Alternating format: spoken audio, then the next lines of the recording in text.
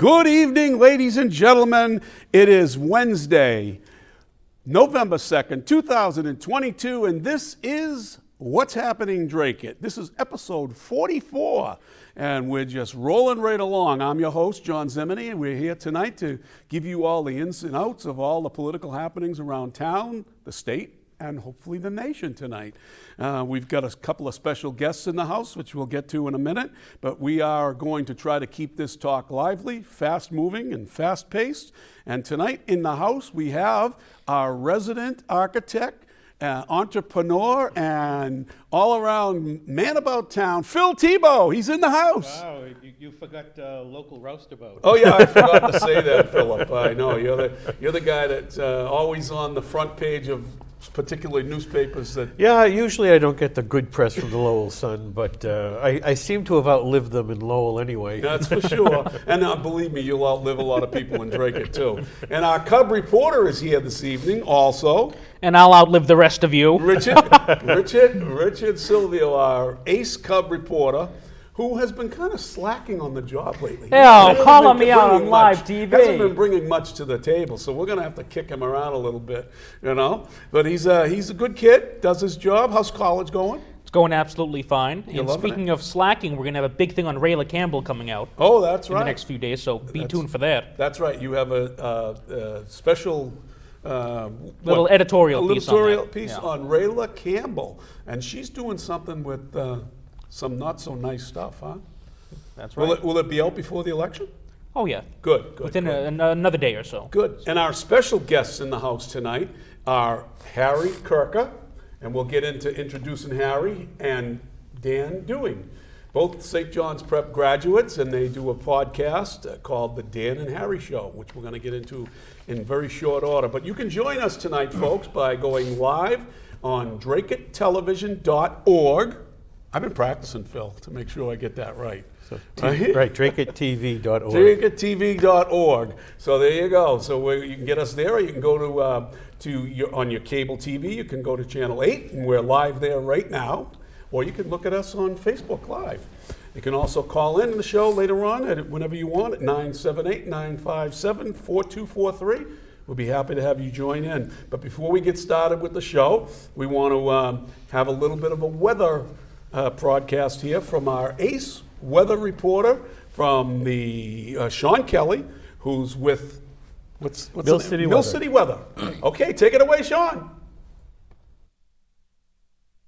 Hi, John. Thanks for having me on once again. Here's the forecast for tonight. Temps are going to drop in the upper 30s, and you have 40 degrees tonight with clear conditions. And then as we head into the day tomorrow, 63 degrees for a high temp with mostly sunny conditions. Winds will be kind of gusty at times, again, 10 to 20 miles an hour as we head through the afternoon on Thursday. And then as we head into Thursday night, temps are going to drop into the 40s, 45 to 46 degrees for us back here in the Merrimack Valley. And then as we head into Friday, high temps in the 70 degrees. I think some locations could be in the low 70s as we approach Friday afternoon. So again, a very nice day for November standards, starting off November, of course. And then as we head into Friday night, temps are going to drop into the 50s, so not dropping down too much. Again, still running above average for an overnight low temperature on Friday night. Here is a look at your exclusive 8-day forecast. A beautiful stretch of weather coming up, Indian summer, as we call it, heading into Saturday and Sunday. Temps are going to be in the 70s once again. So that is the forecast for everyone. Back to you guys in the studio. Thank you very much, Sean, for that great forecast. 70s in November. Oh, yeah. Is that Beautiful. really Indian weather? Indian summer? Well, so we wouldn't have had Indian summer yet because we need a frost to happen. Okay. Are we being politically correct when we use those words, Indian summer? Well, I don't know. It's been called that as long as I remember. We've got to be very careful with some of that stuff. Of course, we're against the grain, so we're not always Well, I careful. suppose we could call it Native American Native summer. Americans, or indigenous people summer. Yeah, maybe that's what right? it Or is. whatever we want to call it, right? We can get crazy about that. Nice weather. But we have a couple of important events coming up, Phil. What are they today? So End 68 Hours of Hunger is having a craft and vendor fair this Saturday, which would be the 4th, at Harmony Hall starting at 9 o'clock. That's great. And we also have a big event on Monday, right? That's right. Monday evening we have town meeting at the Dracut High School, which begins at 7 p.m. 7 p.m. 7 Now, p.m. are you that's right. officially going to be able to vote at that meeting? I'm official. This is my first town First meeting. town Absolutely. meeting. You don't have to have a guest sign That's on it. right. Exactly. Hello, my name is Troublemaker. Yeah. Yeah. No, they already know who you are. Believe me, they already know who you are. So let's dive right into this with our two special guests. I'm so proud and happy to have these two guys here tonight. They've also brought an entourage along with them. They've got two guys here off on the side. It's our security detail. The security detail. Travel well. Harry and Dan have Leo Satira and Sam Kirker here as their little their entourage to make sure that everything goes right and that we don't beat you up. We don't take any guns out or anything. But Dan and Harry are co-hosts on a podcast. It's an interesting podcast, and I was happy to be a guest not too long ago. But this is a show that was born out of the two of these young men being friends for more than 15 years. Am I correct? That's right. Yeah. So Harry, tell us a little bit about the show. Yeah, so Dan and I have been friends for quite some time and have always agreed on many of the topics we talk about, but really it's born from also a desire to be involved, a desire to be a part of the conversation. We, unlike most high schoolers or young college students, we always enjoyed talking politics.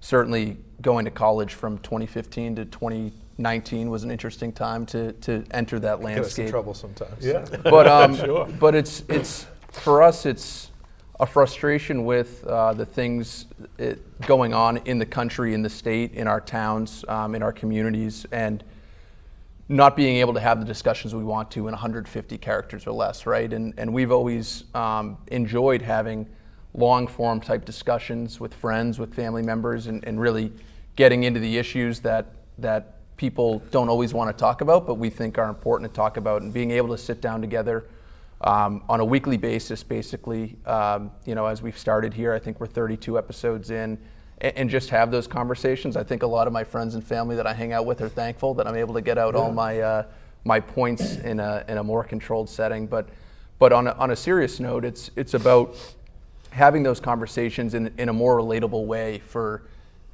kids our age, and I know my dad and his friends are big fans too. I think oftentimes the points we make more sense to them, but really trying to translate that into a conversation that someone who's got a lot going on, who's young, who might be getting engaged, getting married, who can easily digest and actually sit down and think about these issues in a more digestible format. It's really strange to have guys your age that are so interested in this, so deep into this, deep into the weeds on this. You're both from Reading. You grew up in Reading, right? You both went to St. John's Prep. You both went to college. Dan, you went to Tufts. Yep. Right? And you played football at Tufts. I did play football at Tufts, yeah. So, and Harry went to Notre Dame, Notre Dame, right? A great school, both great schools. But Dan, tell us a little bit about your background and what brought you to this level of being conservative. It's funny, we do have similar parallels and the show and everything works out. We sometimes joke and say it's a blessing and a curse to have, the wherewithal to see all this stuff politically, and the curse side of it is having a real concern and fear for the direction that the country is going in, and not being able to put that aside and forget about it for the weekend and then think about it every once in a while. It's something that it got to a point where we told each other we wanted to do something about it. Okay, everyone's asking themselves, how can we do something? How can we participate? You don't just have to run for office, or you don't just have to stump for a certain candidate. You can try different ways to do something that is not only productive for the cause, but also, kind of as Harry said, a little therapeutic and good way to get things off your chest and not have to bog someone's ear down with it. Did you have much pushback from your I classmates? was at Tufts when Donald Trump won, and it was one of the most interesting experiences of my life. Besides the night of the fact at like 3 o'clock in the morning, my buddy and I drove by the campus center where they had the watch party, and kids were coming out crying, all that. Certain classes were canceled. They had people had to take their time and digest it, and it was a total shell shock. And that's really when I started to think, like, okay, I'm looking around, adults, professors, my peers. I was like, wow, I'm really kind of an outlier It's here. a cult. It's like a cult. It right? was, it was concerning, for sure. Having been a 45-year Democrat and knowing what I did for stumping for Bill Clinton back in the day in Iowa, a young guy, almost a little older than Richard is today. But Phil Thibault's always been a Republican, right? That is correct. Well, Well, wait a minute now. We're going to learn something? So when I first enrolled, it was unenrolled. Oh, okay. But I went to Central Catholic, and our history teacher, social studies, was giving out a test because it was coming up to an election year, and he wanted to have the class see if they were Democratic leaning or Republican leaning. Mm-hmm. And so, of course, I grew up in Massachusetts, so everybody assumes that you're just a Democrat. So I take the exam, and then I'm looking at it, and I'm saying, "Oh my God, I'm a Republican." So I enrolled as unenrolled, and I think back then they called it independent. But with the first presidential election, which was for Reagan, I enrolled as a Republican. So we are live on Facebook. Am I right, Richard? How many Yes, guests do we yes. have? That's correct. How many Yeah, people are on? we got Rob, Nick, John, Fred, Richard.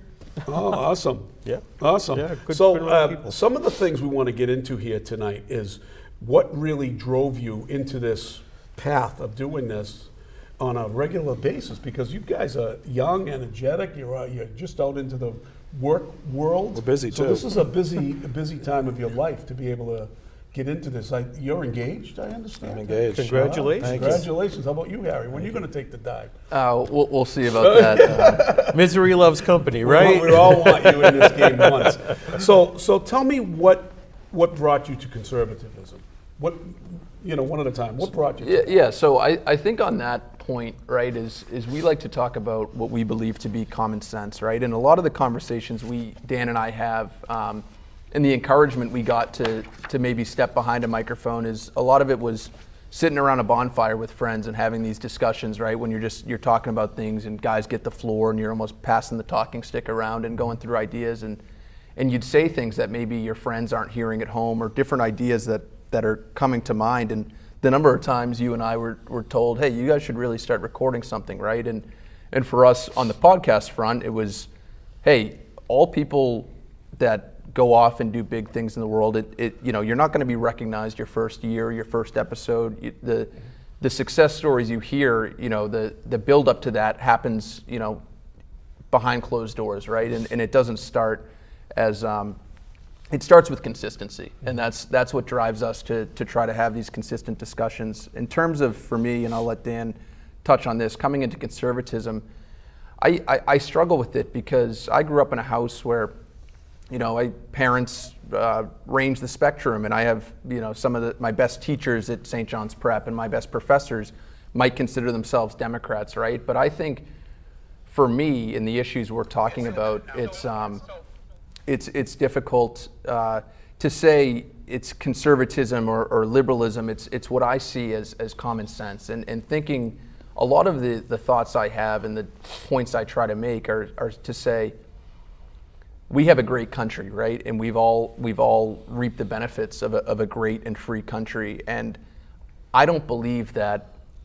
a great country will just exist in perpetuity. I think it takes the hard discussions, it takes the uncomfortable discussions in order to create a sustainability for future generations. And I think if we continue to kick the can down the road and say the next guy will do it, someone else can figure it out, and believe me, that would be easier to do, right? Is to say, hey, I'm going to take care of my family, I'm going to take care of my job, and I'm going to do the best I can while I'm here. And I get that, and I think for so many people, that's fine, and that's a respectable choice. For us, I feel like there's something there, and there always has been a drive to take it to the next level, and that's what inspires me to put my hat into this ring. Politics isn't an easy place to be. No way. So it's not an easy thing to do, especially we both have budding careers and trying to do that at the same time and take that seriously and give it all the due care it needs. But at the end of the day,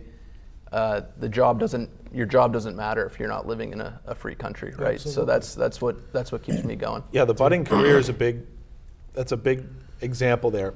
I feel like starting out my career, coming out of school, guns a-blazing, ready to go make some money, take on the world, everything, and just as time has gone on, again, as you get to that level as I did at Tufts and then in the working world, and you realize that it seems like, and I keep saying the house of cards around us is falling down. The infrastructure and what has made this country, what it was and has given individuals the ability to go out and be successful seems that it's being torn apart.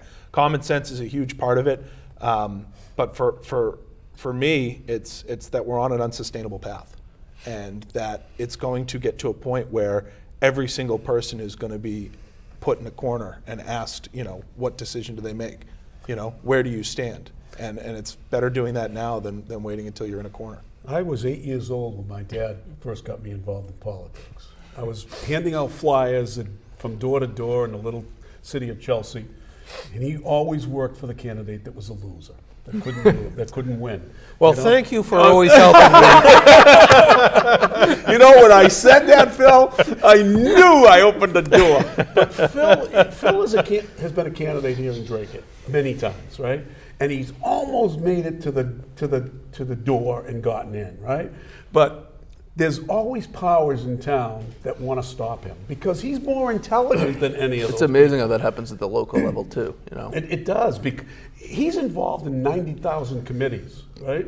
And he's an expert in zoning. He's very good in planning, and he's been on. They've come to him to be the head of a committee to choose the next manager of the town, right? Yep. And of course, they went against his committee's choice.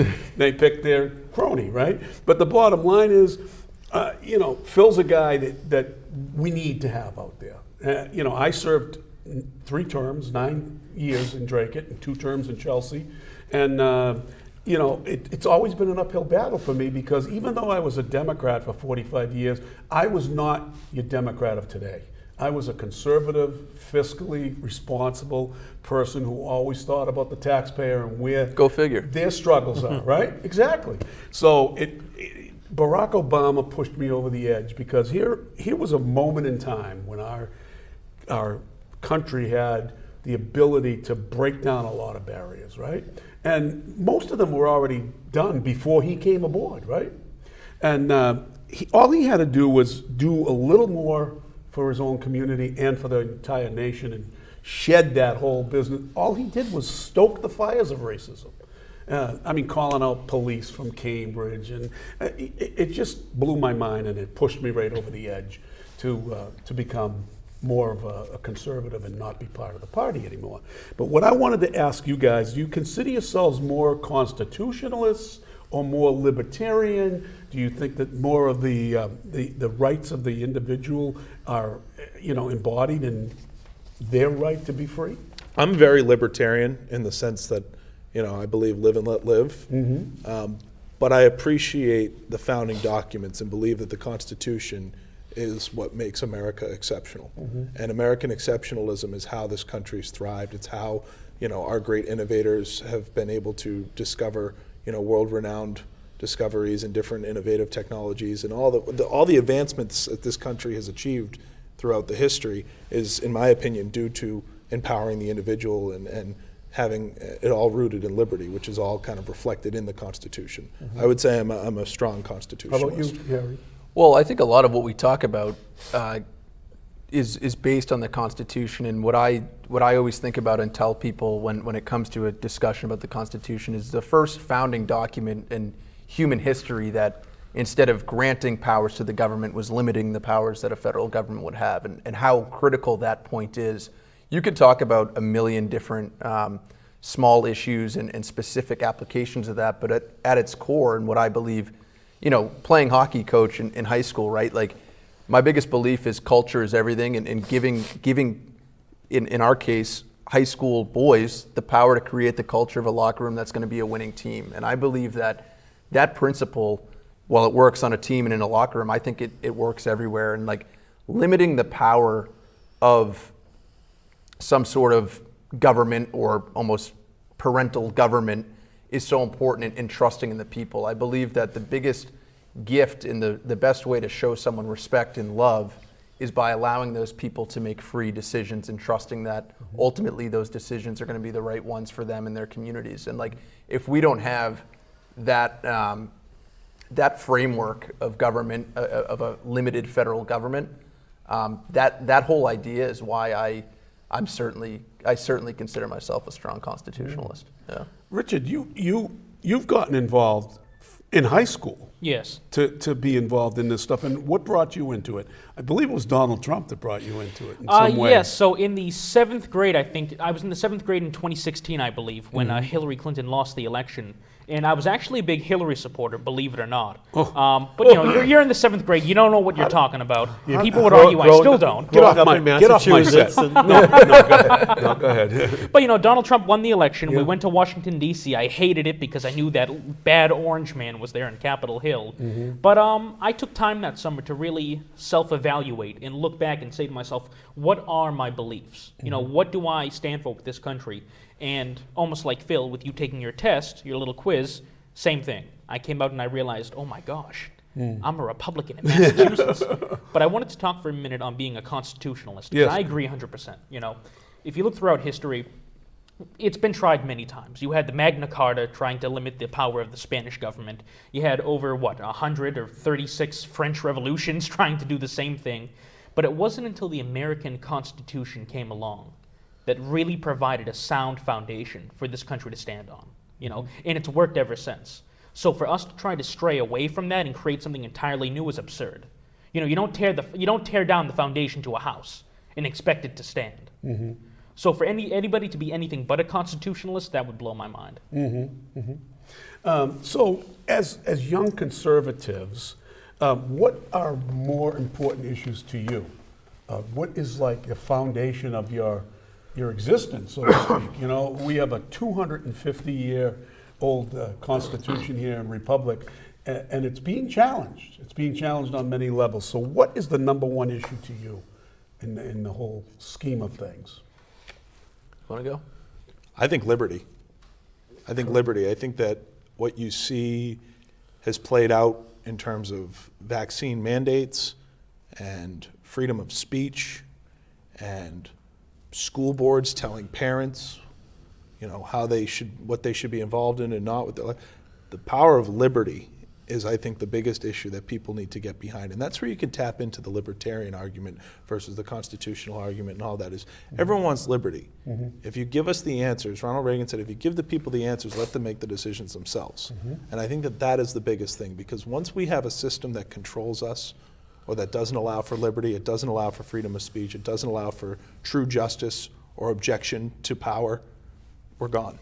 So when you were in high school, Harry, right, many of your teachers probably leaned towards the liberal side, correct? Oh, that's absolutely right. I remember, similar to your story, we had the same, it was AP US History, and we took a quiz on day one. And they actually, what wound up happening is we didn't find out the results of the quiz at the point of the quiz, but it was about a weekend where we realized, oh God, all the conservative kids are sitting on the right side of the room, and all the furthest he left separated kids. us. Remember? Yeah, we were left and right, like in the classroom. But yeah, certainly. I mean, professors too, right? And I don't hold that against people. I think that's a big difference between conservatives and liberals of today.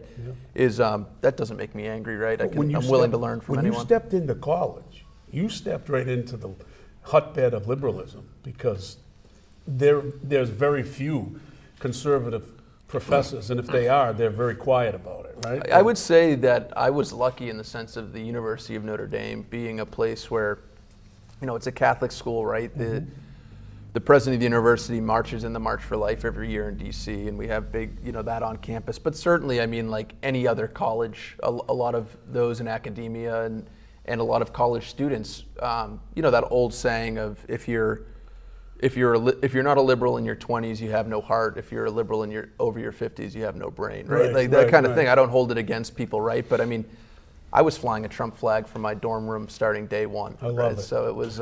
Plus, you're in the business school too, which I business think school is a helps. different Liberal world arts too. is a different world. Well, that's like Boston College and Boston University within 2 miles of each other, completely different campuses. Very much so. Completely different attitudes between the students and the professors. There's, the right to life and choice and all that stuff goes on in different ways, right? So you tell us about your experience down at Tufts too. Well, you started out to tell us. Yeah, I got a political science degree at Tufts, which was great because I took many classes, including international relations. And at the time, I remember, the Fletcher School of International Relations at Tufts is world-renowned, and there were certain professors there saying, speaking about the current president, about being dumb with policy and international relations. He's going to get us into war. He's going to put it, with Russia and all this stuff, which is ironic looking at where we're at now. He's right on the edge. But I remember sitting there and just, again, because of how powerful and reputable and serious the academic world is, you look there and you expect that these professors know everything, and as you're being told this, you're second guessing yourself. And you're saying, well, no, I wasn't second guessing myself, I was second guessing them. I knew where I stood. But Exactly. I think it's amazing, and all of these kids who aren't as politically aware. We were talking about these conversations in high school. We'd be hanging around the fire talking about, civic engagement in high school. And there are kids who don't get that until maybe they do pay taxes, until they're really adults. So for the college minds, which are so malleable, to just get this information thrown at them, it was really telling. And I think that it's very powerful. So as young men in the world today, let's talk about some of the issues facing us today, okay? You personally, with the economic climate today, has it impacted you? Are you realizing how bad the economy is really today as opposed to maybe 5 years ago or 10 years ago when you were in college and you really didn't care about it? But do you realize what it's having an effect on you and your future? Gary? Well, yeah, so it's difficult, right? Because I very privileged upbringing in a sense of, and I hope to do it for my kids one day where... You don't feel guilty because of that? Not at all. Okay, good, good. The goal, and my parents said it many times, like as a kid growing up, it was eliminating financials or economics from a child's concern, a high school kid's concern, and giving us the opportunity to do what we wanted to do, regardless of how bad they were grinding in the background, and we didn't see it. But certainly the downturn in the economy, I mean, you see it in your 401k, you see it in your national grid bill, you see it in paying for groceries, all these things that are relatively new to people our age, and you feel it. I think I just wanted to touch on quickly, and something Sure. Dan says all the time is one of the hard parts about people realizing, I think,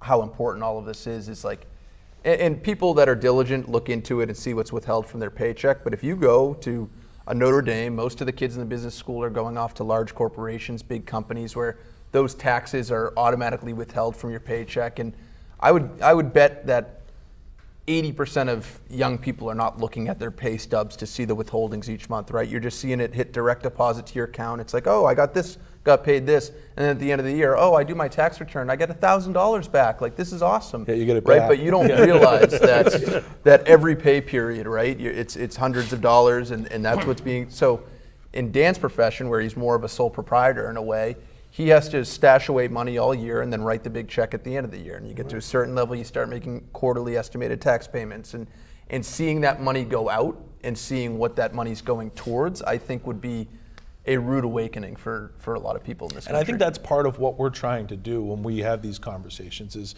it's not that, again, it's common sense, a lot of it. A lot of people align with common sense, and people don't want to say that they don't have common sense. It's just that bringing of awareness, that sense of awareness that people, at first glance, or if they're going to college, that it's not being taught to them. It doesn't have to be this way, like Yeah. that idea, right? Exactly. Do many of your peers around you also feel the same way as you do with concerning the economy, or how much it's costing to fill up a tank of I think gas? now that the issues have become relevant, they do. I think overall, in the big picture, a lot of our friends, and we obviously have similar friends, mutual friends and different friends, but a lot of people are supportive of what we're saying and what we're doing, and it seems like now, especially, that it's seen more in terms of people's day-to-day lives. Obviously, everyone's feeling the effects of what's going on, and so now that we're actually talking about it, it's a little different than when we were talking about it right when the election had happened and right when Joe Biden had won, is because we were kind of saying, hey, these issues are coming, they're in the pipe, like this is what's going to happen, And now they're here. And now they're here. So I think there's a level of appreciation for us having the foresight to say it and see it, and also kind of hopefully some reputable listeners that are Do you gonna get follow us now. frustrated like I do at the thought that some of your friends don't really want to admit that this is a bad time for us right now? They're almost It's in denial. right. and Whistling it's- past the cemetery, as they say. It's It's frustrating, but again, I want to come at all of this from an angle of understanding, because Right. we have to differentiate ourselves and our ability to communicate in some way. And there's so many people that immediate frustration, shut off, don't listen in that way. But I think it's understandable, and it's understandable to not want to admit for the unfortunate realities that face our culture right now. And as much as we talk about political issues, my passion is to talk about cultural issues, right? And the blanket term would be cancel culture, but just people not wanting to put themselves out there. And it all started in many ways. This is what Trump highlighted for us, right? That what they were willing, a media apparatus was willing to do to a human being in order to stop his policy from being implemented and for him being in power. I believe that when I look at Donald Trump, I see a guy that loves the country and is going to give it his all to fix the problems that he's looking at. But other people look at him and see a man full of hate, who's a bigot, a sexist, a racist, whatever you want to call it.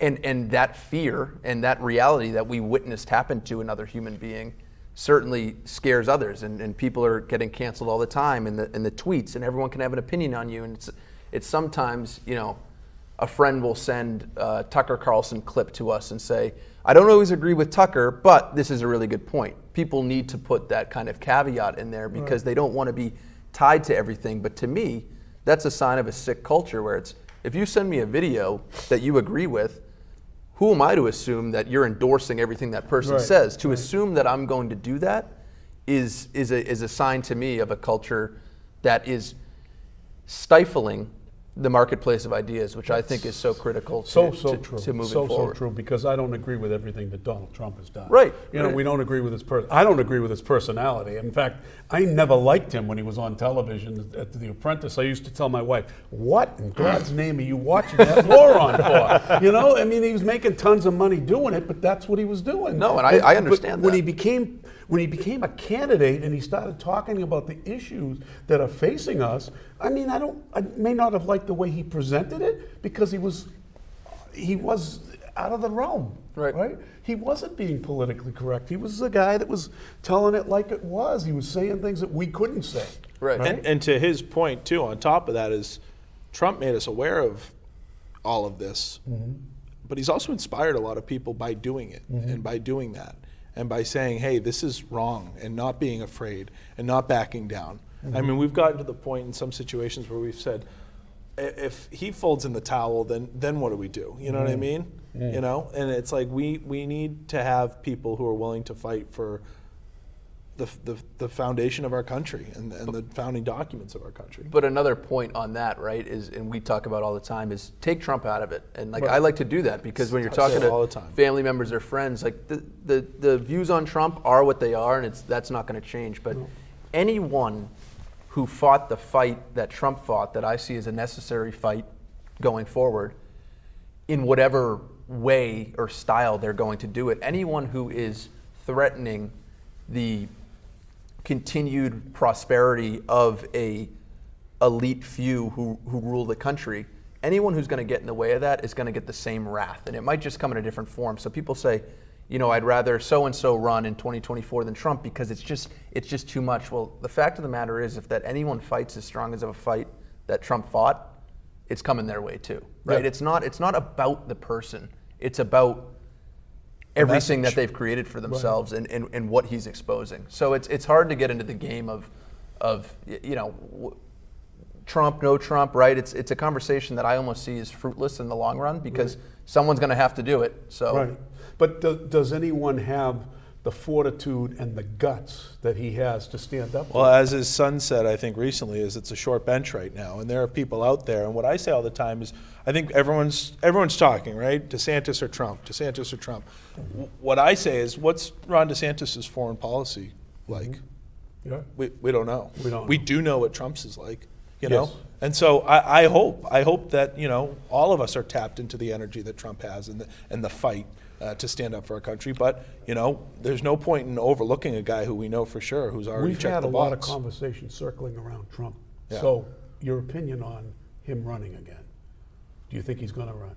Well, I think there's a Democrat president right now, and there should be a Republican primary, and a former president, if he lost prior and is able and willing, should absolutely participate in the Do you primary. think he will?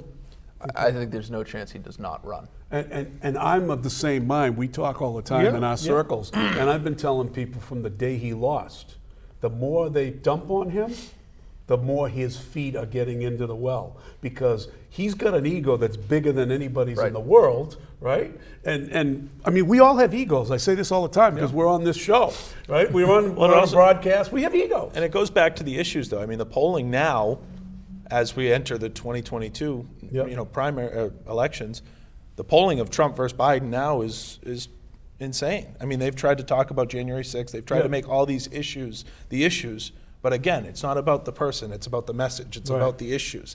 The issues are what's happening to us on a day-to-day basis. And I think that's something that within our circle, and you've probably heard me say it a number of times, when they're essentially lambasting and just writing down Trump, it's like, to what end is this with Trump?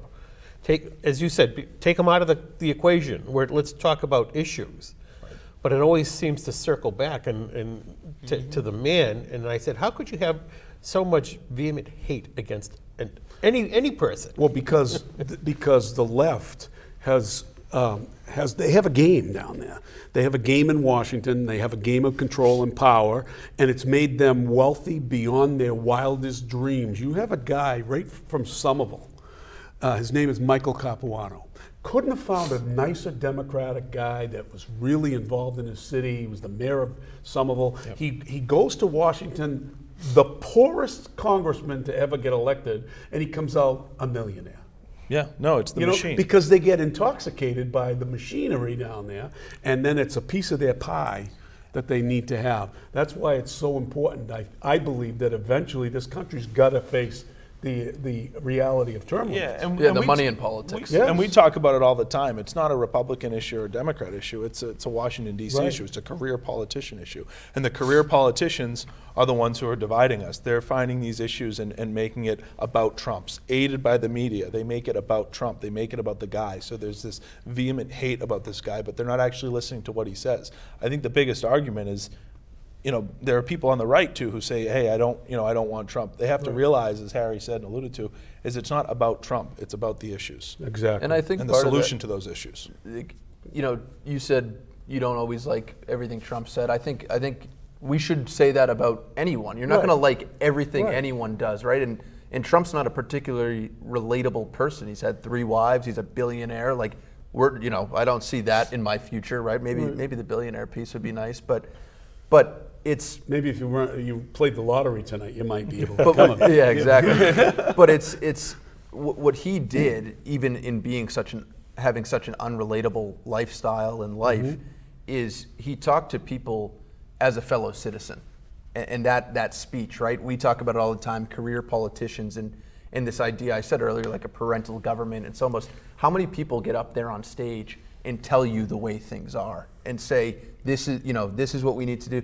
Whereas there's such a better natural way to communicate with human beings who have as much skin in the game as you do and care about this country as much as you do, that I think the effectiveness of communication is what made him so popular. People don't want to be lectured. No. They want to be talked at by a fellow citizen who has the same concerns. And our representatives are supposed to be fellow citizens, right? And that's part of it, is when someone's in Senate for 40 years, it's like, you haven't really been a citizen in 40 years, right? So that's you said term limits, and we said on the show this week is, find me a politician who will vote yes on term limits, right? Right. It's not going to be many of them. It's going to be the guys that already made their money, and they go in on the back end, guys or girls, and go in on the back end and serve, right? That's what politics is serving. It's not supposed to be taking. You'll get the typical, the entrenched politician will say to you, well, we have term limits. It's called an election. And that's BS. Right, because the money gets behind it, and it's automatic. That's right. And the incumbency factor, the name recognition. The playing field is and not the power the in same. D.C. All they focus on once they get to D.C. is re-election. Exactly. Absolutely. So tonight, President Biden. I keep saying that because I do that Wishful on purpose thinking? because I wanted him to stay there for another 4 years. But tonight, the president is going to make a speech, an unscheduled speech at the DNC. And what is his talk 6 days away from what's going to be a life-changing election, I believe, next Tuesday? He's going to talk about the threat to democracy. And you and you and you and you and you and everybody over here, we're all part of that threat. We're a threat to democracy because we think differently than him, right? I see it as the weaponization of words, right, Yeah. and language. I think it's irresponsible and unacceptable to me to call half of America threats to democracy, and that's why I think people see that, and I think the wind is out of the sails a bit here. It's what's interesting in the run-up to the election is all the issues you mentioned they were talking about, right? It was Roe v. Wade, January 6th, Right. the Mar-a-Lago raid, all of these things, and none of it caught on. And so as Republicans consistently ran on crime, the border, inflation, the things that Americans are facing every day, and all of a sudden now the talking points are, well, if you elect Republicans, Ron Klain was saying, if you elect Republicans, they're going to make inflation worse. It's like, well, you don't really get to say that, right? Yeah. And you don't get to call us a threat to democracy. It's like a threat to, I believe, exactly the same apparatus we've been discussing down in D.C., right? What is democracy to Joe Biden? Yeah. You know? It's him being at the head Right. of the table for 50 years Right. and really accomplishing nothing. Right. Really accomplishing nothing, amazing. but making people think that he's accomplishing something. Just to put it in perspective, he got elected to the Senate for the first time when he was 3 years older than I am right now. Right. And he's been there ever since. See that? So think about it that way. I know, that's just That's something my incredible. dad said to me the other day, and I was blown away. Yeah, isn't that It's the unbelievable. truth, though? So, if Donald Trump makes a comeback, do you think he'll be challenged within the party by some young upstart like a Ron DeSantis? As I said, because he's not the incumbent and there's a Democrat president, I'm sure. And again, I think that's healthy for democracy. I think it is, That's too. healthy for the marketplace of ideas. We want debate. We want discourse. And that'll keep Trump sharp. I mean, it's competition. We don't want a monopoly on a message, a monopoly on the party. But by taking him out, you're isolating a huge amount of a huge Portion of the party. Yeah, I mean, when he ran last time, he certainly was a candidate that nobody had ever seen before. Yep. And he went through 15 Republican Yeah. candidates, one by one. And you would think that, okay, there are some Republicans who want to challenge him who have now seen what he does and will be able to counter it some way. Ted Cruz, But- for example, he's from the 2016 election to now. I mean, he's learned in the sense that Donald Trump isn't this bad guy. Yeah, He's fighting the same fight, just in a different way. Much more enamored to him, Yeah. to Cruz, than I was when he ran against him. Yeah. And I think he's really a person who is fighting for what he believes is democracy and liberty and all those good things. I think that if Ron DeSantis runs, it would be healthy, but I would also I'd like to see a Trump DeSantis. I don't think that's going to happen. It can't happen because they both live in Florida. Yeah. One of them would have to move. Yeah, and they were talking about Trump moving back to New York. Yeah, like a well, year to he's make got a that number of happen. places he Maybe could if move Lee to, Zeldin wins, so- he might. Yeah, you never know. I will say the thing on Trump running again in conversations I've heard, right, is it's a 4-year ticket. Right. Automatically. And Right. so that is a concern and something to consider. And to Dan's point, I think competition would be healthy. I'm curious because I genuinely do not know, right, the relationship between Trump and DeSantis.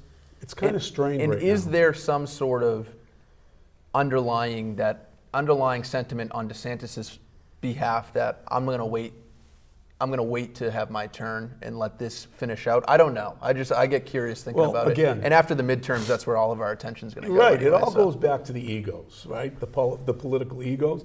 And Ron DeSantis he's a great guy, by the way, and he's a great politician in Florida. He's gained in popularity over the 4 years of his. Yeah, he barely won Yeah. against Gillum in 2018 by a very slim margin, and now he's smoking Charlie Crist so bad that he's campaigning up in New York. And he's registered 300,000 more Republicans.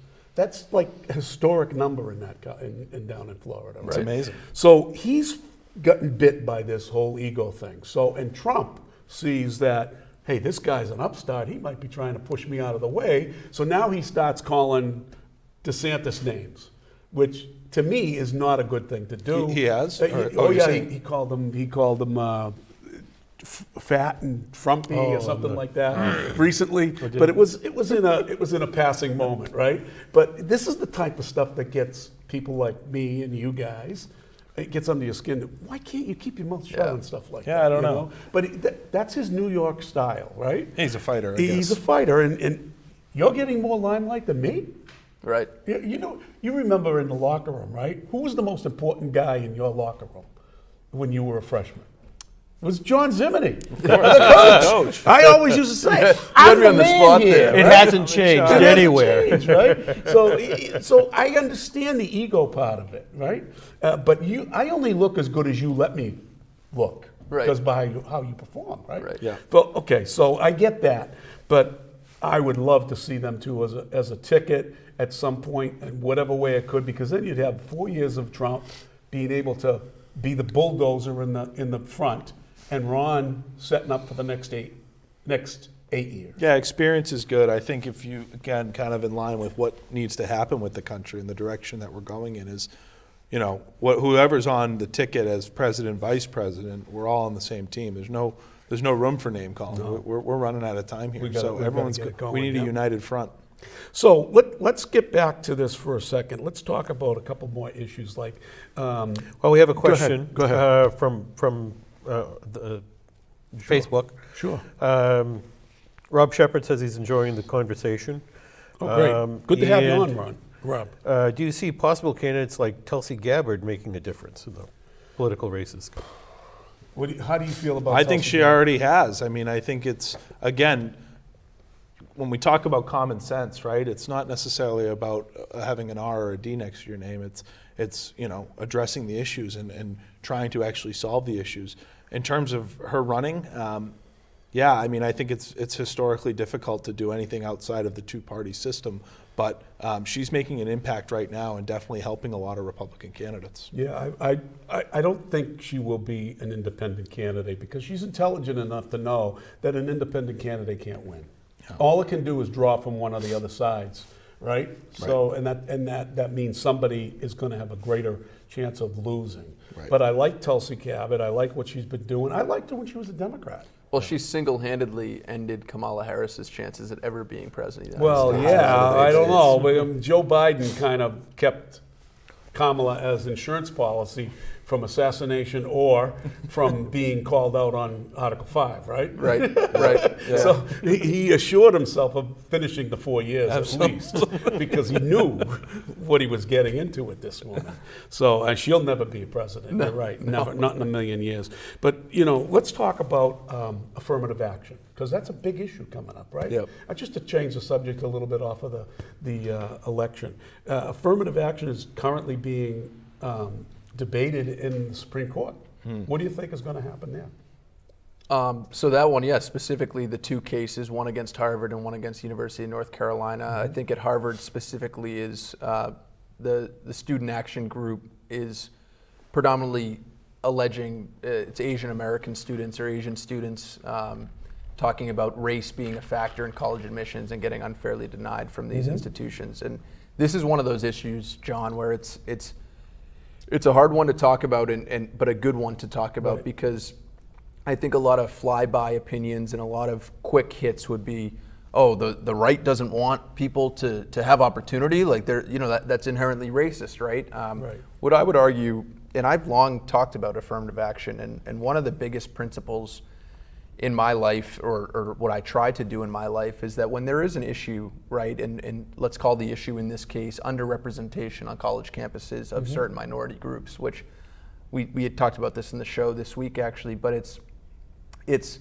certainly an issue in representation and diversity of thought, appearance, background, socioeconomics, all of those things. It's not just skin color, by the way, right? There's diversity spans so many different facets of who we are as people, and that representation on places of learning I see is absolutely critical. The road to getting there I see is the road that we're on right now not necessarily being the correct one. And when I say that, it's this idea of when you have an issue, addressing an issue at the root instead of the flower, I like to say. And the issue here, in my opinion, is being addressed at the flower when you have students at 18 years old and all else equal, One is performing at a high level, grades, test scores, whatever objective measurement systems we have to measure students to admit them to college. One is performing more poorly, one is performing better than that individual. Everything else take out of the equation, you obviously take this person at 18 years old. But if you start to get into the game at that age of saying, well, they're also Asian Americans, so we have too many Asians already admitted to the class, we can't take them. I think that's a slippery slope. And what I've said to kind of round the corner on this point is, and people saying, oh, the right, it's racist, how could you not want affirmative action? I think affirmative action should occur starting in kindergarten. And when I say affirmative action, I mean allocating resources to giving children and families the opportunity for prosperity at a young age. You don't come around when people are 18 years old and slap artificial Band-Aids on, send kids who are not well equipped to thrive in a place like Harvard to that place to maybe do okay, maybe flounder a little bit, maybe lose self-confidence, maybe not feel in a place that's right for them. And so affirmative action, I mean, knowing the makeup of the court now, it's going to be overturned, right? So it's going to be decades of precedent overturned. But just like Roe v. Wade, it's let's not go crazy right away. Right. Let's see what conservative-minded people and liberal-minded people have as alternatives to an artificial Band-Aid attacking the problem at the flower. And I think, for me, I think there's a way, and a sustainable way, to get to natural representation through supporting all of our citizens and children equally at young ages, and figuring out why is it that people of any given minority group, you name it, are performing on average at a lower level. We can fix that. Right. And we have to believe in people to be able to fix that. And when you take away, I actually think, and I'll go this far as to say, affirmative action is racist against the people it's even helping. Right. And from a principle standpoint of saying, you know what, we know you're not doing great, we know you didn't do as well as Jimmy, but you're black, so like we're gonna help you, we're gonna fill a quota.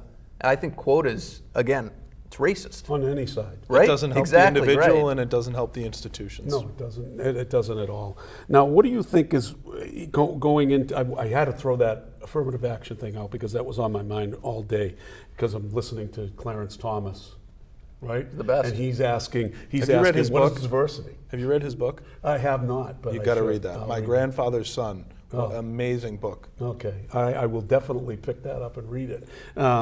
So let's talk about what you believe coming into next Tuesday is going to be driven as the number one issue. We know it's the economy, right? And inflation, right? But yet you have a president that's telling you it's transitory. It's not really an issue right now, and it's going to come down. But Republicans are going to bring it back up. Well, that's a pretty good setup for when you lose. And it does go up because of your policies for the last 2 years. To untie those policies is going to take time.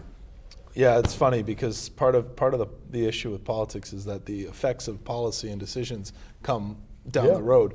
No, I mean I think that the biggest issues, as you said, inflation. I also think crime. What we've been tracking up in the state of New York for the governor, Lee Zeldin's coming in pretty close, if not ahead now of Kathy Hochul. And no, I think it's a common sense movement of people kind of taking back control and taking back liberties, and understanding that maybe the people who were on the bench, on the sidelines screaming Trump bad, Trump this, Trump that, by the time it was their opportunity to step up, they didn't step up. In fact, they actually made it worse. So I think a lot of people are there on that. So it'll be interesting to see how it plays out. I'm not too hopeful in terms of the candidate results in the state of Massachusetts, but hoping question 1 and question 4 and some of those are in our favor. So what's your opinion of question 1? Question 1 is the teacher back? It's funny. That's the millionaire's tax. The millionaire's tax. I mean, if you right. look at what's It's happened in teacher back, Baltimore, you look at what happened in Connecticut, it's a disaster. They have a commercial advocating for it of someone walking on a private jet as if like we're going to tax the people who can fly private. And that's such a, again, a very high level, one-sided way of looking at it. But when you think of just take a step back and think of charity in the state of Massachusetts, in the nonprofit world, and how much money comes in from charitable, not from charitable people, but from good people and, Right. and willing people who are well off. And what does a millionaire's tax do to that? And what does that do for different resources? And you talk about fixing the problem at the root, not the flower. How many of these organizations try and address the issues at the root? And again, it's just another example of government coming in and trying to solve an issue. We've had a surplus in Massachusetts for the last year for our budgets, and we still haven't fixed these issues. And they're trying to say that they're going to address this issue, that issue. We've had a surplus.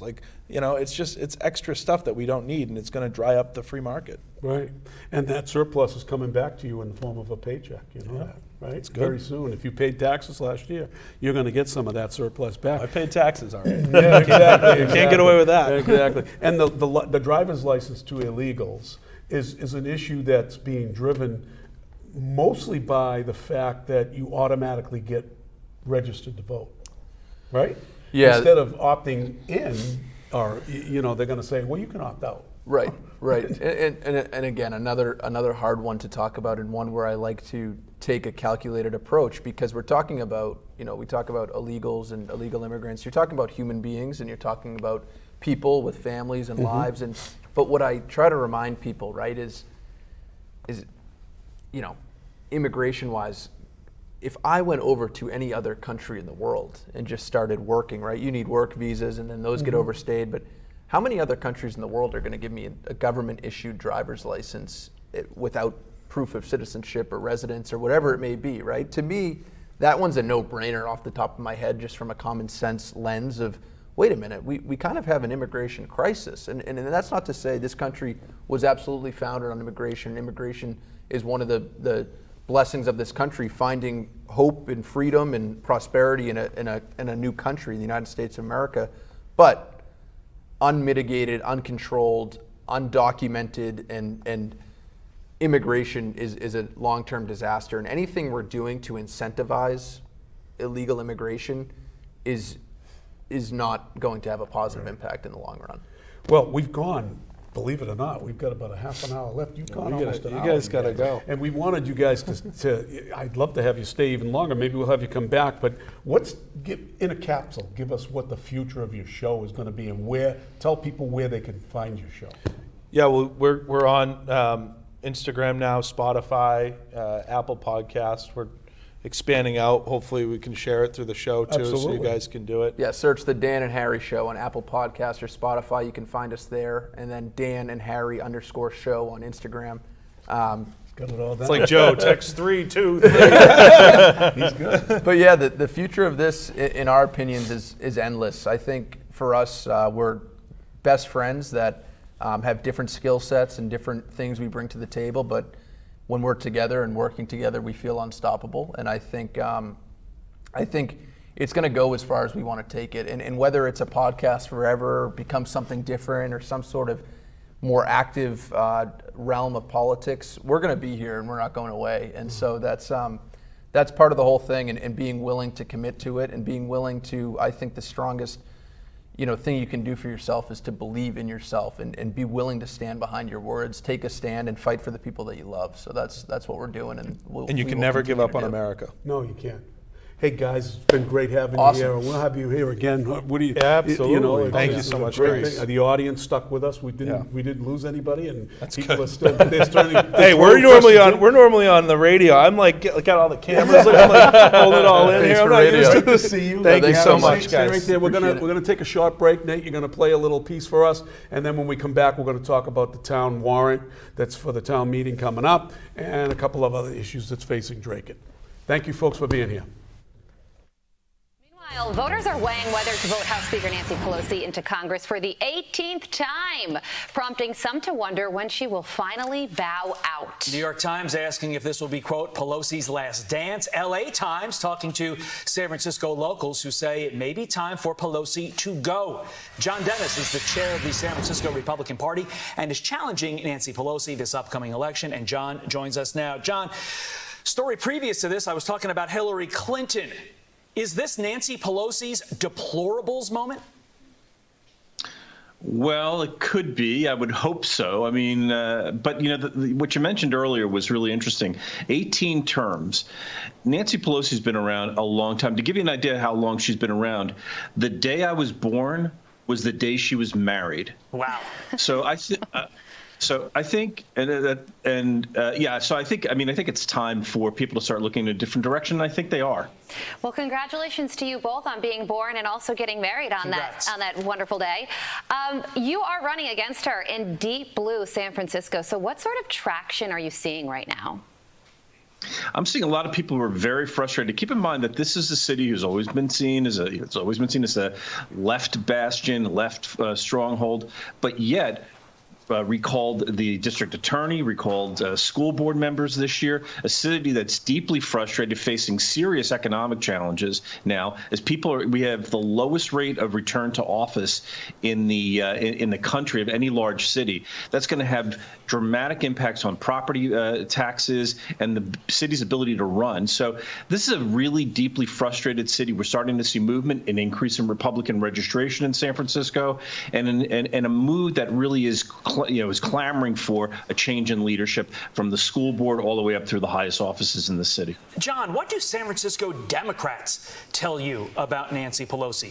Are they done with her? Yeah, well, I mean, I think she's done so much for the city. I think what they're really frustrated about is that the money that she's bringing in from Washington, which she boasts about quite a bit, is actually subsidizing all the problems that we're seeing. Because what she keeps doing is throwing money at issues like homelessness and other issues like that. And all we're seeing is more homelessness and more crime and all the things that San Francisco has unfortunately become famous for. Nancy Pelosi's efforts are making things worse and causing San Franciscans to suffer more. So I think there's a feel that there's time for change. Yeah, Nancy Pelosi's been doing a lot of interviews lately, and her message is that abortion is still the #1 issue across the nation. She's dismissing concerns about inflation, and when she does talk about it, she says that Republicans will only make things worse. When you look at polling, a majority of people do dispute that and trust Republicans more when it comes to the economy. We got to leave it there. Thank you so much for joining us, John Dennis. We appreciate you. It's my pleasure. Thanks for having me. And that was quite a little bit of a segment, wasn't it good? Wasn't it good? Those are two young guys that, I'm so proud of, because they really bring a lot of thoughtful, intelligent, common sense to the whole page here. I certainly, getting into their background a little bit more, would like to know, did they?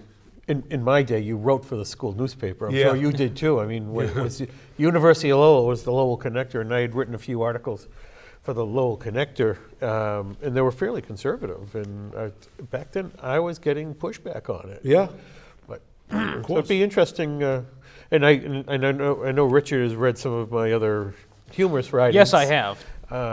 That get into that sort of political, left and right atmosphere. And so before we get into this warrant stuff today, because we have a really important town meeting, because there's a lot of different issues on there. This isn't supposed to be a financial time, right? No. So fall meeting is supposed to be predominantly zoning issues, bylaws, and the like. There's usually some financial is a cleanup, if you want. So if there were numbers that weren't available in June, then this is kind of like a reconciliation of any other monies or anything coming from the state. Yeah. What's this with the chairman of the Board of Selectmen last week during a conversation about Beaverbrook Farm? What's behind her saying that her and the manager are taking a step back from that committee as voting members and becoming advisory? I found it very interesting. I found that was interesting too. I mean, certainly there's been a lot of talk that many people feel that there's a conflict of interest since she is an abutter to Beaverbrook Farm. Yeah. And as an abutter, you're supposed to be recusing yourself of discussion. Now that's not just recusing yourself of a vote. It's recusing yourself of any influence. You're supposed to leave the room. Now, mind you, if you're on a committee that is dealing solely with that one particular item, you shouldn't be on the committee. No. And it doesn't necessarily mean you have a direct conflict. It's an appearance of a conflict. I thought that's what the law was all about. right? So, I mean, I think there's more to come on that.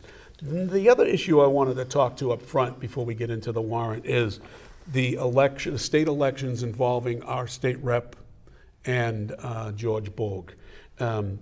Any comments on what do you think that election's going to go?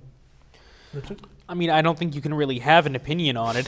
It's very clearly going to go in favor of Colleen Gary. Right. I mean, she's run undefeated. When did she first run? Back in 1990 something or the other? It's 24 years. Been in office for 24 years. 28 years, I think, yeah. Wow. And no matter how you feel about her, not getting into the politics, but it's almost like a Nancy Pelosi type of figure to the point where they're an undefeatable candidate. Do you have to say that name when you No offense to you, Colleen. That's just the first longtime politician So who popped I into my head. will go back to a saying by Ronald Reagan, and as far as Colleen and how she votes for her district, that somebody who votes with you 51% of the time is considered a friend. Right. Yeah. And Colleen, for the most part, has consistently voted with a lot of Republican conservative issues. Right. Because her district is very conservative, and I think ultimately she is conservative. I don't. She's think more she middle of does the road. I don't think she does it to win favor with the conservative side or the ultra fiscally conservative side of Dracut. I think she just does it because that's who she is. Yeah. We're very lucky to have a JFK type of Democrat. And that's exactly us. what I mean. She's been brought up in that sort of light, and and as we know by today's standards, we would probably think that JFK was a Republican. Oh, absolutely. Oh, no question, no question. So, why is George Bogue even doing this? I mean, I don't know. So that's an interesting thing. I was reading in the Lowell Sun that he has actually run for this seat 3 times. Now, I never say to anybody, don't run a number of times. I know. I wonder why. But it's interesting that he has said that To about you. me, and here he is again going for a 3rd time. Maybe third time is the charm. You never know. Well, I can tell you it's not. If there's any way that you can get to Las Vegas to vote on that, I mean to bet on that, that's an overwhelmingly favorite in terms of Colleen winning that seat. There's no chance of Bogue winning that seat. You know who I would relate it to, and I'm going to get a lot of hate for this? Jeff Deal. Okay. I'm sorry. I love the guy. He has my support 100%. But you don't. I honest to God don't think he has a chance. There Really was a don't. lot of people that didn't think Donald Trump had a chance either. That's true. But he won. being Massachusetts, because I supported him over Chris Doty, I do think Doty would have been a better choice for Mass. Well, he would have because been he wasn't endorsed by Trump for that reason. Right, and he would have been more palatable because more of your independents in Massachusetts lean towards a more moderate view of a Democrat. They're a lot like Californian drivers. They like to drive in the middle of the road. Right. Yeah, but I think when Deal came on our show, the way I felt is that he's not as conservative as a lot of people would think. Right. He was a Democrat. He was a Democrat. Not too long ago. So again, in Massachusetts, you get that rhino label, but and the Republicans tend, and I am currently a Republican, but they tend to say he's not really a Republican; he's a Democrat. I mean, what does that mean? What does that mean? So they alienate. They're kind of like it's on both sides. Hillary Clinton, talking about Trump Republicans and those people in the basket full of deplorables. That's what some Republicans do when you come into their circle because you're not straight line conservative all the way down the line. I find it so unusual. We live in this time where if you don't align 100% with a person's political beliefs, you're not considered to be a real follower of that ideology. It's absurd. It's ridiculous. So let's get into the warrant, Phil. Why don't we start with you running through some of them, the ones that you think are interesting or whatever. I mean, the real interesting ones come towards the end. Article 12, Greater Lowell Technical High School committee members getting a stipend. Right. So where do you think that vote's going to go? So my understanding is that the amount has been amended. I'm not. They do things awfully strange these days. I was once told that when these articles goes in, you can't amend them prior to them going to the floor. Exactly. You can amend them on the floor, But you can't start changing the warrant that's been already published and approved. It's interesting that you say that, because another person has brought that to my attention earlier this week, saying that, has this ever happened before where one thing goes in one way and then as it goes down closer to... That's why you submit it 45 days in advance.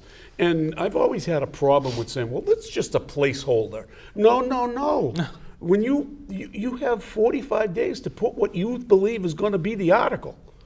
And then if it needs to be amended, it should be amended, like you say, on the floor. Correct. So, I mean, this originally went in as a $5,000 stipend. And then during discussion with the Board of Selectmen as they were doing their recommendations, Yep. How about two? Matt Sheehan said $2,000. It's like, but you can't change it there. And if you're looking for a recommendation, the recommendation is on the article submitted to the clerk Right. for $5,000. So you make your recommendation based on not based on, well, no for $5,000, but we make an amendment and then we'll be in favor of that. Yeah, I think Tony made a very good point too, that if this passes and the concept passes that they get paid, that who really sets the amount? Does each town set what their member's going to get? So Dracut might get $2,000 and Tingsboro might get $5,000.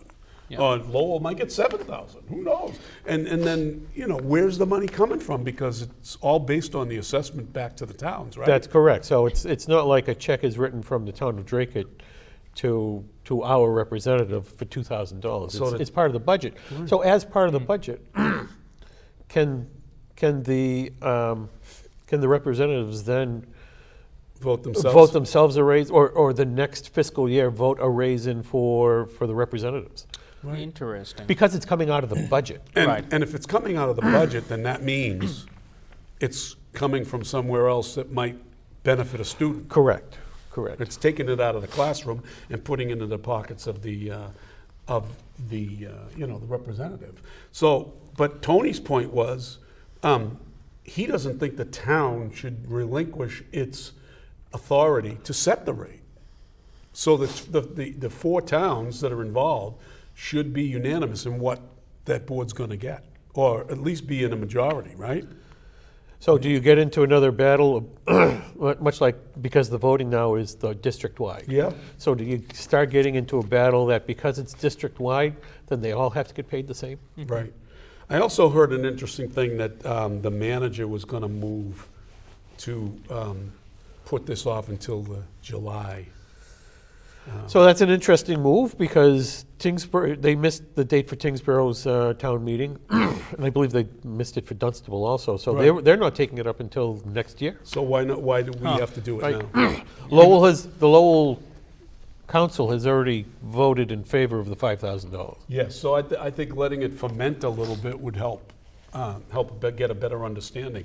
Leaving it until the July meeting. Yeah, I mean, I just think I would see it as a big slap in the face if they vote to do, if it ends up being that everyone has to pay the same, like if it's $5,000, paying the Greater Lowell Tech School Committee more than our own Dracut School Committee. Right. Because once that happens, what's stopping the Dracut School Committee or the Board of Selectmen saying, well, why is the Greater Lowell Tech School Committee better than us? Do we not work as hard as they do? I'll throw out a conspiracy theory. Yep. So Dracut, by its population, would be in line to get another representative. Right. So this all passes, they get their $5,000 stipend, and then, because it's after the election, do they appoint that person for that third seat?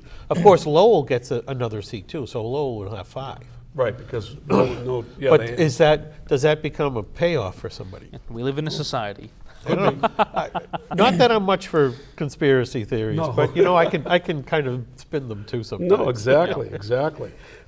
So, at any rate, if I'm going to attend the meeting naturally, and I will ask for a standing vote on if this does go to vote. If it goes to a vote to put it off to the next election or the next town meeting, then I'll forego that. But if it's going to be an aye or a nay on the floor, then I want it to be a ballot Well, vote. we remember what happened last time. Right.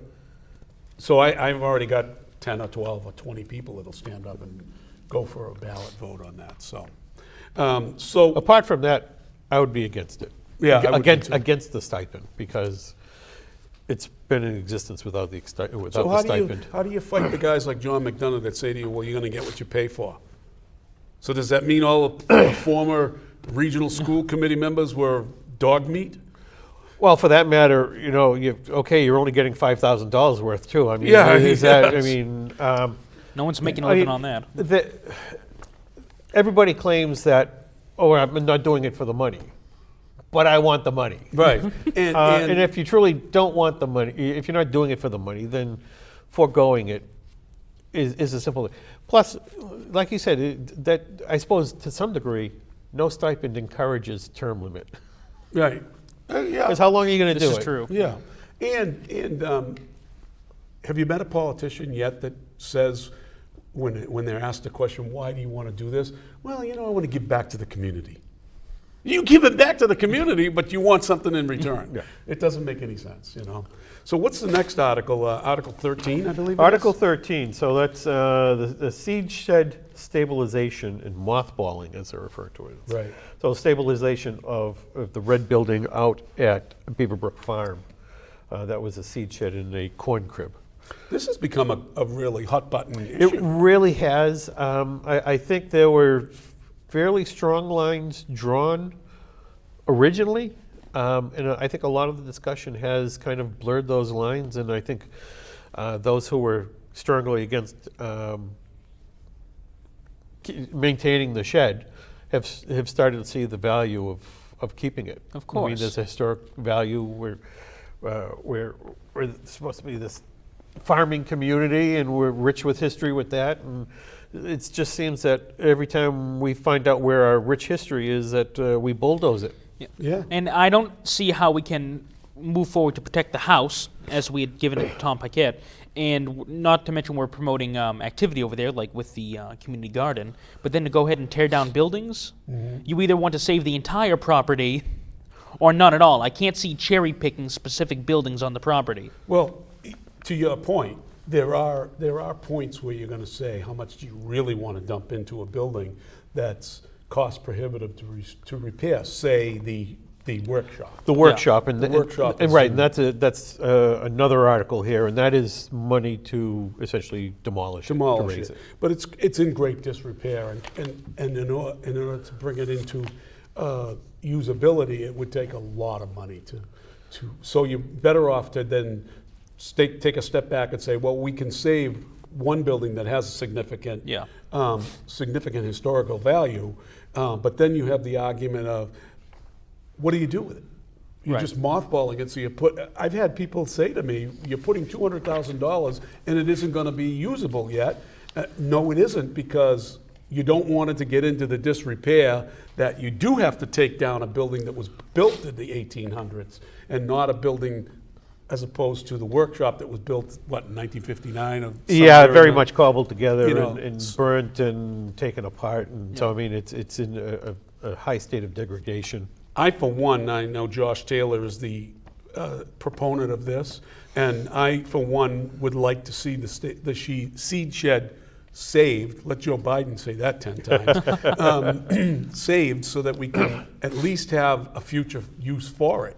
And then that future use should, in my opinion, be towards community use. Oh, of course. Not commercial, because there's other articles here that make it into a somewhat commercial, private entity. right? Correct, and that gets into Article 19. But just to finish up on Okay. the mothballing, I think there's a great value, and there's a saying of people these days know the cost of everything and the value of nothing. Right. I think that's something that gets to how the town has often treated historical properties. That, you know, if it's not, if it doesn't seem to have a clear use, then just get rid of it. Yeah, but I mean, yeah, exactly. And I wouldn't, and I'm not one who advocates for keeping something old because it's old. Yeah, I don't want to just keep it to look at. I want Yeah. it to be usable. Harmony Hall was a great a great thing to save because we use it. I mean, it's used all the time. Well, the best way to preserve a historical building is to use it. Right, because once you tear it down, it's gone forever. And interestingly, Article 14 is to demolish the seed shed, right? And who's sponsoring that one? Who submitted that one? So that is being sponsored by the town manager, Ann Yeah. Bantle, yeah.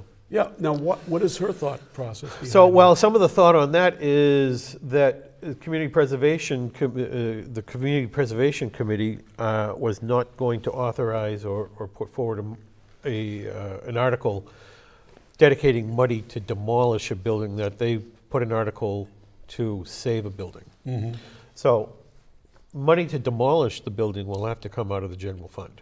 Oh, okay. And that's to the tune of $75,000. $75,000. Right. And we don't know if there's any asbestos or anything in that I'm not building. sure, yeah, I doubt very much if they've done any preliminary remediation or anything like that, so that number certainly would go up. Yeah, one of the reasons that I think that her and the chairperson of that Beaverbrook Farm Committee are opposed to it is they want only passive recreation on that property. They don't want to bring people there for a reason. So by saving the shed, we may end up having a recreational use that might end up being maybe bringing Boy Scouts in there or Girl Scouts or something like that. I think it's probably God forbid we should even do far something. simpler than that. Yeah, Saving the shed will entail work, right. and they don't want to do work. Wow. Wow. Now, there is a proposal, I know, to put a hockey rink or a skating rink in the winter up there. Really? Yeah, a portable one. Yeah, It was, you that know, would be a great thing. do we always have temperatures that will maintain ice outside? That's, as you know, that's very difficult. Yeah. Just to clarify, not inside the shed, or No, just no, on the no, property. On the property, which I think is a great idea. To be honest, the UMass Lowell does that on one of their tennis they tennis do? courts on Aiken Street. Oh, that's cool. So what's Article 15, Phil? Article 15 is for the demolition of the workshop. The workshop, and that's going to cost... And I think everybody is in agreement with that because, as I said, the building is so deteriorated and so far gone from what it originally was and what its use were because it's through fires and everything else. So that money's coming out of community preservation. That money is through community preservation, and community preservation money can be utilized to raise a building. Okay. That had been done previously over at Dillon Mechanesky Park. Right. Because there was a house lot that was bought with that also, not only the farm. So Correct. why is it that we couldn't also use CPC funding to tear down the seed shed if we so vote? Because the Community Preservation Committee voted not to do it. Okay. Because they want Okay, but they are okay want to with- see it saved. But they are okay with demolishing the workshop. So Because yes, of its condition, That's right. correct. I That's see. correct. Thank you. So the thinking of CPC was, well, we can't Save it all. put an article that supported both saving it and tearing it down because I see. they wanted to make a stand, I got you. and I admire that. What's Article 16? Highfield Meadow? I don't even know what that is. Oh, that sounds like so that's a transfer of some parcels. Oh, okay. So subdivisions in town, they transfer the detention ponds and retention ponds for the town for maintenance. 17 is some road acceptances. In Yeah, relation, so in relation to Highfields. 19 is probably the next one? the article that you were speaking of that would actually, and I believe this was submitted by William Greenwood. Okay. And I believe it is to permit the transfer of, essentially put an RFI together, essentially put the seed shed and corn crib, that particular building, Yep. in a portion of land, put it out for RFPs, requests for proposals, of preserving it, much like they did for the farmhouse. Okay, so they want a private individual to bid on it, and then that's the article that Tom Paquette is interested in, right? That is correct. I see. I believe that is correct. Okay, so now Tom Paquette, for a little bit of background, is the owner of the house, The Correct. farmhouse at Beaverbrook, farmhouse. right. Which some people have a issue with, that the town really didn't get what it could have gotten for that piece of property. Well, but there's the historical preservation restriction that is there, and that Okay. is in perpetuity. So, do you know what Paquette has in mind to do with those buildings once he gets them? Not really. I have heard talk about perhaps keeping it as a workshop or something like that. Helping. So that would be open to perhaps the Volk for their carpentry trades and stuff like that. I heard and certainly open to the general public as an open house type of thing. Okay. But I also heard that he was thinking in terms of creating artist lofts in there, Really? which means I'm it not would sure if now the- turn it into commercial. Yeah, I'm not sure how. I don't know if the building would be big enough to do something like that. Interesting. So, but this is going to take an act of the legislature, correct? I believe so, because the town, and I believe it's under an erroneous thought that the parcel was purchased only with Historic money. no open space money. Oh, okay, right. Because from what I heard, they're basing that on a town meeting. Somebody asked, "Where is this money coming from?" And Jim Duggan said, "Open space." Oh, okay. And it passed. But the article said that the property was being purchased for open space and historic purposes. So how do you feel about that? The property being sold on an RFP or an RFP? Oh, I think that's a great partnership, public-private partnership that you're able to put the historical restrictions that you're looking for. Yeah. The buildings get fixed up again. And then they're part of the historical patchwork of the farm. Okay.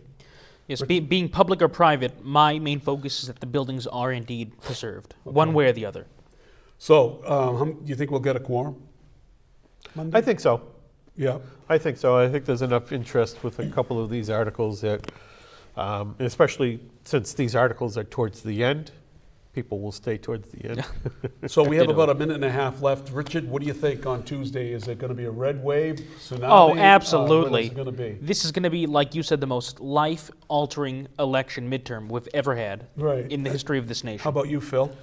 I believe so. Do you think Fetterman is going to hang on to win that seat in No. Pennsylvania? I mean, God, I don't know. wow. I certainly hope not. Yeah, and in Massachusetts, what about the four questions? We briefly talked about them. I'm voting no on the millionaire tax. I'm voting no on the millionaire tax. I would liken it to two wolves and a sheep deciding what's for dinner. Right, and you know what that is all about, right? I'm no on all four. You know on all four? Correct. Okay. I'm no and on all why? four. What about the dentist, the one that the dentists are supporting? It seems fishy to me. Yeah. It seems Okay. fishy to me. Okay.